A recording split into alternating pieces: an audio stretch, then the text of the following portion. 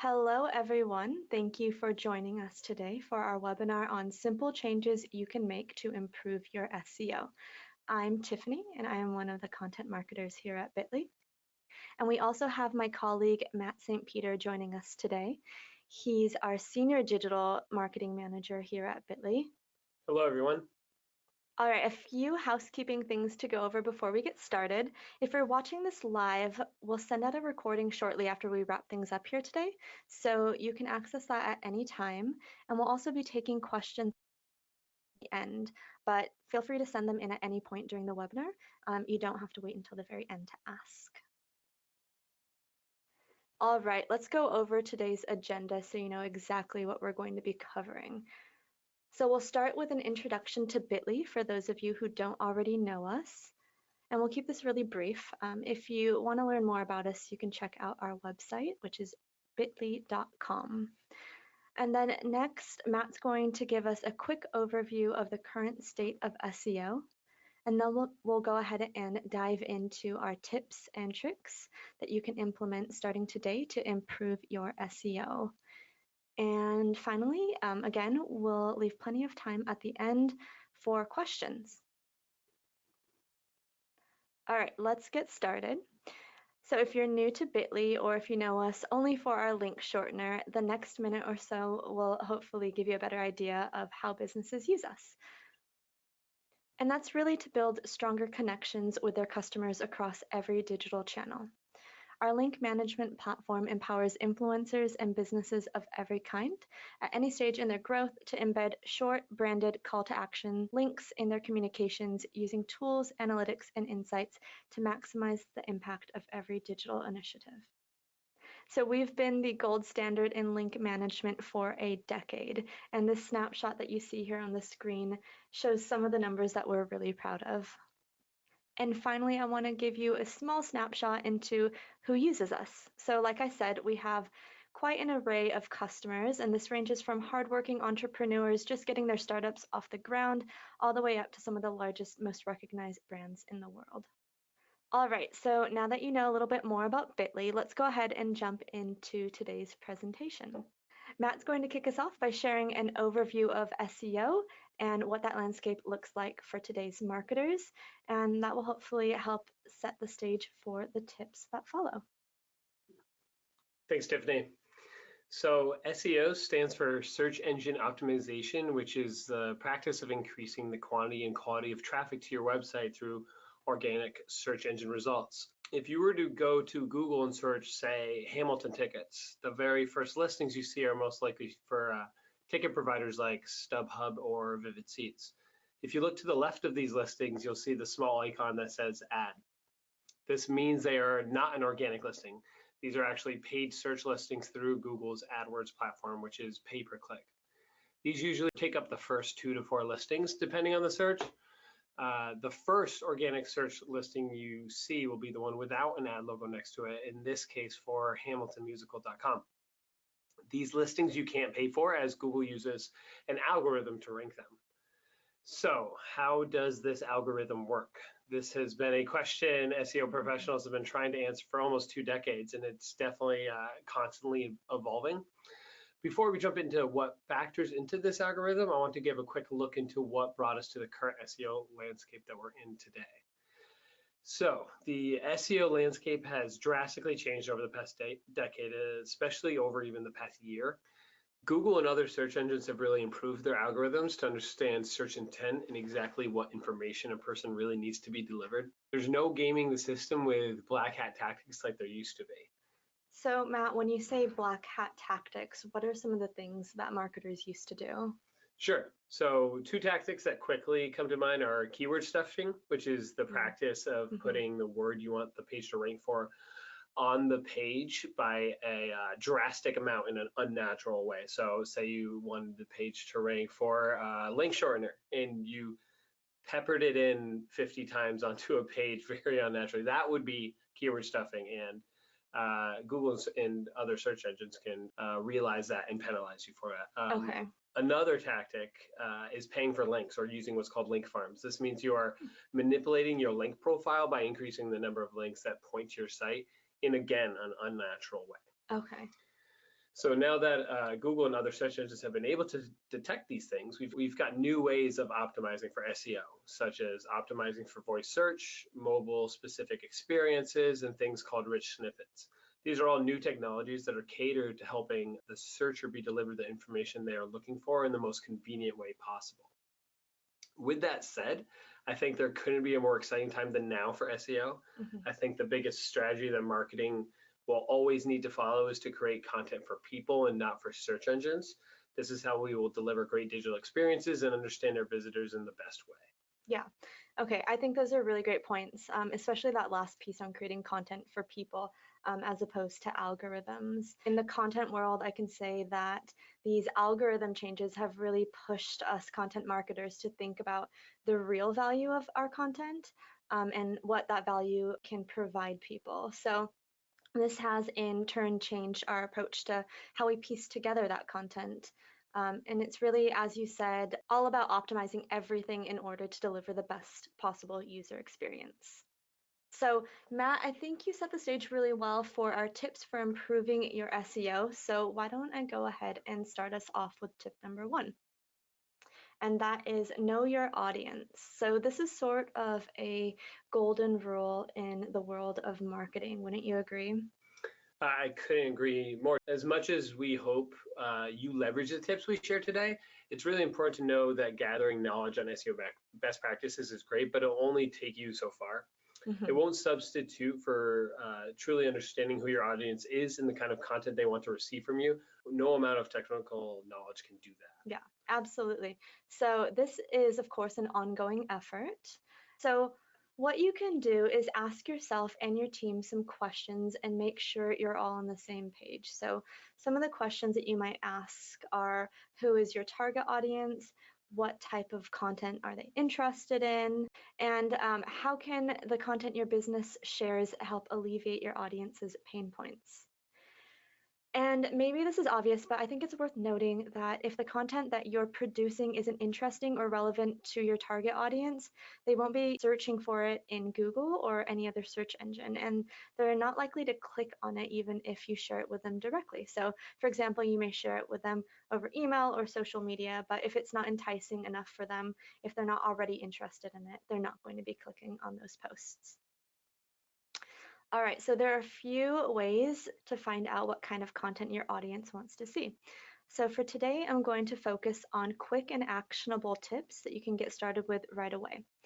And I want to emphasize again that these are things that are supplemental to conducting market research and building out your audience personas. So both of these things are really foundational to knowing who your target audience is and the kind of content that they want. Really, if you haven't already done that, that's where you're going to want to start. But assuming that you have, my first tip for knowing what your audience wants is to simply ask them directly using your company's social media channels. So Facebook, Instagram, Twitter, all of those platforms allow you to create polls, which is a really simple way of getting instant feedback from your audience. And we can tend to think of these channels as a way of sharing things out with your followers, but people really love using social to provide their feedback to brands. So polls are a really great anecdotal way of conducting a sort of pulse check on your audience. So that's one way. And then another thing you can do is monitor your competitors' owned media. So, like their website, their blog, their social media channels. You likely have very similar target audiences. So, what resonates with their followers may also resonate with yours. And it may give you a better sense for the kind of material that you should have in your content arsenal. And then finally, to better understand your audience, you can conduct an audit on your own owned media. So you can do this by gathering information on your top and worst performing posts and web pages for each of your channels, such as the type of post, the topic, the engagement it received. What this does is it helps you understand what kind of content your audience likes, as well as the content that they don't like to engage with. And we actually wrote a whole post on this that you can find on the Bitly blog. So if you're interested in diving deeper, you can find it there. Awesome. Thanks, Tiffany. So knowing your audience is a great segue into the next tip in the SEO process, which is to conduct keyword research. Keyword research is when you research popular terms and phrases people are searching for that your website will have the right to win on the most. This ultimately lies in determining what search terms related to your target market or audience people are searching for and what format do they want that information consumed. So there's a 3-step process that I like to enact when doing keyword research. First is to create a seed list of terms you want to target or think your target market is searching for. For example, at Bitly, the first term we should know that we want to rank for is URL shortener or link shortener. These speak to who we are and what we do as a platform, and people who search these terms will be looking for a service like ours. The second step is to expand this list using keyword research tools. One of the most popular tools is Google's free Keyword Explorer tool, which spits out related terms and monthly search volume related to any search term you input. The final research step would be to refine your list with competitive research. So this means go to your competitors' websites and see what they're doing. Look at what terms they're targeting and what type of content they're creating. This research should definitely give you a list of many different types of keywords that you can use to build out your content strategy. Some keywords will be very competitive, some will be very niche to your brand, and some will be long tail search phrases, which are usually questions or specific 3 and 4 word searches. And so when you say all of that, Matt, is there like a specific combination that you would say works best for businesses, or does it really depend on the business? It really depends on the business, but I think I can't think of a situation where you wouldn't want to enact all 3 types of keywords in your strategy. For example, our blog has a lot of how-to content and a lot of like listicle type content. So those would be definitely targeting a lot of long tail search phrases. Whereas our homepage ranks for URL and link shortener that I keep bringing up. But that is, that is a competitive term that our competitors are also going after. So it's best to have it spread out amongst different types of pages on your site. Yeah, definitely use all 3 of these. Okay, that makes sense. A mix. All right, thank you. Moving on to our third tip then, which is optimize for search intent. So some people call this user intent, and what it is a person's reason for conducting a specific search engine query. And this is a critical part of optimizing your SEO efforts. So as Matt mentioned earlier, the way we search for answers online has changed a lot over the years. And so search engine algorithms have changed alongside that. Today, they're built for search intent to help the searcher find what they're looking for faster. So basically improving the searcher's overall experience with search engines. So understanding user intent can help you make sense of where a searcher is in the sales funnel, which is really key to knowing what keywords to create content around. And I mentioned content, obviously this is something that I focus on, but I think something that all digital marketers think about when thinking about optimizing the sales funnel. So if you take a look at this funnel that you see here on the screen, these 3 different search phrases are all related, but they represent completely different search intents, and therefore they fall into different stages within the sales funnel. And at different stages of the funnel, users typically want and expect different kinds of content, whether it's informational content like a blog post on 10 reasons why your computer may be running slowly and how to fix it, or maybe it's a list of pros and cons on the top-rated computer virus software, or even a compilation of reviews of Norton antivirus. I definitely couldn't agree more, Tiffany, but I do want to interject and say one thing you can use to help you do this is a tool called Google Search Console, which if you're not familiar with, it's a free Google tool to view the search terms people are using in Google to find your website. So once you have Search Console set up, all you need to do is log in and view their performance report, which will provide you all the keyword traffic to your site in any day you want. Yeah, that's a really great point. Thank you. And with that, the next step we have is to optimize your title tags and descriptions. So title tags and descriptions live in what's called your page's metadata. Metadata is one of the largest factors when it comes to how well a page ranks. Your metadata lives in the HTML of your site header and is ultimately used to show both search engines and users exactly what a web page is about. It consists of a meta title, which is also called a meta tag, a meta description, and a meta keywords tag, which has actually become obsolete in the past 6 years and is now ignored by Google. Title tags are displayed on search engine result pages as the clickable headline for a given result. The information you put here is very important for click-through rate and should always have the most important keyword or search phrase you want the page to rank for in it. They also are very helpful for social sharing, as they'll always be the headline that shows up when you share a link. Meta descriptions, on the other hand, are usually what you see below the meta title on a search engine results page. But sometimes Google will take the liberty of choosing content directly from the page to put here. Unlike title tags or meta titles, meta descriptions are not used in the Google algorithm anymore. They do still provide a very strong benefit though, which is they can help entice a user to click on your search listing. Okay. And click-through rate is a very valuable metric in the Google algorithm. So creating meta descriptions that are actionable in tone, descriptive to what the page is about, and also include a call to action is very important. At the end of the day, you want people to click on your link when they read this piece of text. Great. All right. So moving on to tip number 5. So Matt already mentioned this earlier, but I'm going to dive a bit deeper into keyword stuffing.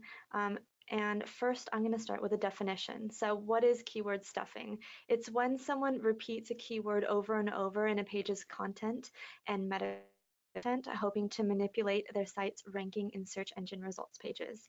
So as Matt mentioned, this used to be a pretty common SEO technique, but it's now considered to be a dated one, and search engines have really wised up to it. Web pages and blog posts that are keywords, as you could probably imagine, make for a pretty poor user experience. So as a result of this, it'll probably drive people away from your website or blog pretty quickly. People come to your site for answers to their questions, but if they don't find high quality material that satisfies their needs, then if you think about it, there's no reason for them to stay. So this is why basically marketers are no longer rewarded for keyword stuffing. That's exactly right, Tiffany. The problem with keyword stuffing isn't just that it's no longer effective. You could also be penalized for doing it. For example, some people have had their pages completely removed from search engine results pages altogether, which is obviously the exact opposite of what you're trying to accomplish here. Right. We don't want that. So if you're using this technique still, I think you, and maybe Matt, you would agree, you'd be doing yourself a big favor if you stopped. And actually, many experts believe that word count is a more important ranking factor than the amount of times you use a keyword. So longer, highly informative content is what I think you should be aiming for. That is, couldn't be more true, Tiffany. And now I'm going to dive into one of my favorite SEO topics to talk about, and that is linking. So there are 3 types of links to cover. The first is outbound links. These are links that direct visitors from pages on your website to other pages on the internet. These have the least of SEO value of the 3 links I'll be talking about, but they definitely shouldn't be ignored. So outbound links help point users to information you are referencing that you can't link to within your own site. For example, you may have a press release on your site about an award your company received. You would want to have an outbound link to the original press release or the site from which the award came from. The benefit to outbound linking when it comes to SEO is that search engines want users to find the information they're looking for conveniently. And when you include links to helpful content, you are in turn helping search engines out. When you use proper anchor text on a link and point to relevant content, you are showing Google that you too are relevant. Okay. The second type of link that I want to share about is an internal link. This is when you link to one page of your website from a different page of your website. Internal links connect your content and give Google an idea of the structure of your website. They also help establish a hierarchy on your site, allowing you to give the most important pages and post more link value to search engines than other less valuable pages. Finally, there's what most would deem the most important type of link for SEO, but also the hardest to control, and these are inbound links. Inbound links are also called backlinks and are links that live on other websites that point to your website. The benefit to inbound links is that when Google sees highly trafficked, highly engaging websites linking to another website, they put that into consideration as also being an authoritative website. In other words, the more quality links pointing to your site, the better and stronger your website becomes. Getting these links is very challenging though, but it can ultimately be done by creating content that people want to share and also by establishing partnerships and PR efforts. Mhm. An example of this would be if you create an infographic that gets picked up by, say, Forbes or the New York Times, and they link back to you, and in turn, search engines will see that both your website and the content you created is important. All right, awesome. Thank you. So as our last tip for improving your SEO, I'm going to share a few metrics you should consider monitoring depending on your team's goals. So the first one is organic traffic to your website. So you can do this through Google Analytics, and this will give you a view of the channels that your site receives traffic from. So that includes organic, social, direct, referral, and other. And here, of course, what you'll want to pay close attention to is organic search traffic. And you can do a month over month comparison of your numbers to see how much of your efforts are actually paying off. And then you can monitor which keywords are driving traffic to your site. So as we mentioned earlier, you can use Google Search Console for this. And then finally, keep an eye out on your conversions. So ideally, increasing the right traffic to your website will lead to a higher quantity of qualified prospects clicking on your calls to actions. And to really understand the value in this, what you can do is you can set up goal tracking using Google Analytics to see which channels, specifically in this case organic search, are driving the most conversions for your website. All right, so that brings us to the end of the tip portion of our webinar today. As promised, Matt and I will be answering your questions. We've seen quite a few come through already, so if you have any and you haven't yet asked, please feel free to submit them now. But before we dive into the Q&A, I just wanted to quickly let you know that if you are interested in learning more about Bitly, you can do so by following the link that you see here on the screen, bit.ly/c pricing. Or if you're interested in learning more about Bitly Enterprise specifically, you can get in touch with our sales team, and all you have to do is follow the link bit.ly/get enterprise.